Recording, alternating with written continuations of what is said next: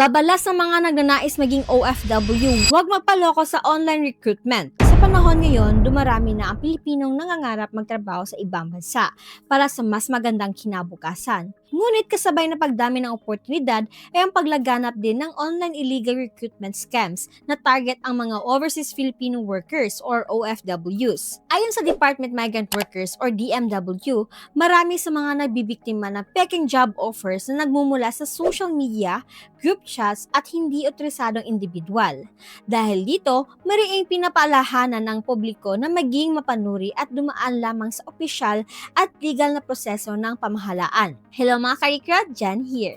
Sa video na ito, pag-uusapan natin ang mahalagang paalala ng Department of Migrant Workers or DMW para sa ating mga overseas Filipino workers at sa mga nangangarap palang maging OFW. Sa ngayon, sobrang laganap ang online illegal recruitment at job scams kaya mahalagang malaman ninyo kung alin sa lehitimo at alin ang panilinlang. Ipapaliwanag ko sa inyo kung ano ba yung government to government or G2G program, paano ang tamang paraan ng pag-a-apply at ano ang mga dapat iwasan para hindi mabiktima ng scam. Siguraduhin tapusin ang video na ito dahil ang impormasyong ito ay makakatulong sa inyong kaligtasan at kinabukasan bilang OFW. But before that mga karikra, disclaimer lang po, Recruit PH is not affiliated with any agency or organization. All information shared is for educational purposes only and has been verified to the best of our knowledge. Viewers are encouraged to do their own research and verify details before making any decisions. Ano ba yung government to government program or G2G program?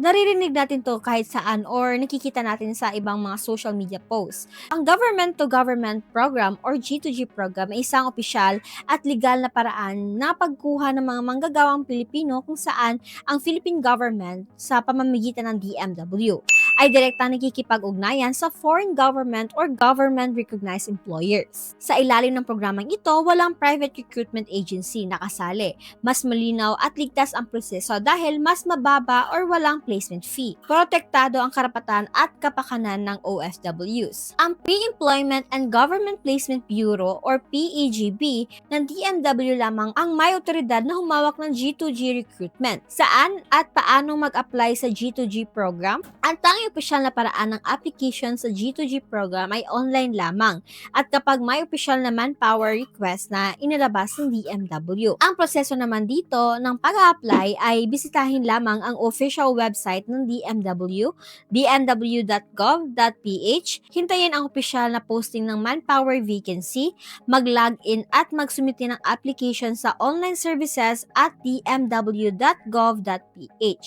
Huwag magpadala ng documents sa kahit kaninong individual or social media accounts. Bakit laganap ang illegal recruitment? Ayon kay DMW Region 4A Regional Director April Casabuena, sa panayam sa PIA, ngayon mas naging talamak na daw ang online illegal recruitment dahil madaling gumawa ng peking Facebook page at group chats nanghihingi ng bayad at personal na impormasyon. Panggap na konektado sa DMW or G2G program. Usually, madidifferentiate mo yan kung yung page is peke ba or hindi. Yung malaki yung followers with verified badge, yung blue badge, yan po yung mga usually na totoo na page pero mapanuri na din. Marami ang naluloko dahil sa pangakong short deployment or no interview at limited slots na hindi kailanman gawain ng DMW. Opisyal na paalala ng Department of Migrant Workers or DMW sa mga aplikante para sa government to government or G2G program. Pinapalahanan po na ang lahat ng nanais mag-apply bilang OFW sa ilalim ng G2G program na ugaliing bumisita lamang sa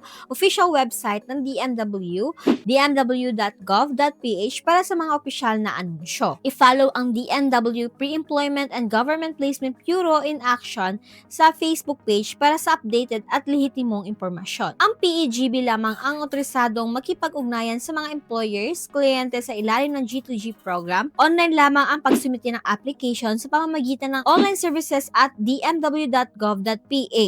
Kapag may opisyal na job posting ng dmw.gov.ph, iwasan din ang pagsali sa group chats, Viber group at social media platform na nangangalap ng personal impormasyon o dokumento. Para sa verification ng impormasyon, makipag-ugnayan po sa opisyal na DMW channels or tumawag sa 8722-1144 or 8722-1155. Sumangguni lamang sa otorisadong opisyal empleyado ng DMW hinggil sa G2G facility. At bago tayo magtapos, mahalagang paalala lang po, kung walang opisyal na anunsyo sa DMW, walang G2G hiring. Huwag basta maniwala sa mga posts sa social media, group chats, or private messages na nangangako ng mabilis na deployment. Maging mapanuri sa bawat alok dahil ang illegal recruitment ay nagdudulot po ng pinsala hindi lamang sa bulsa kundi pati na rin sa iyong kaligtasan at kinabukasan.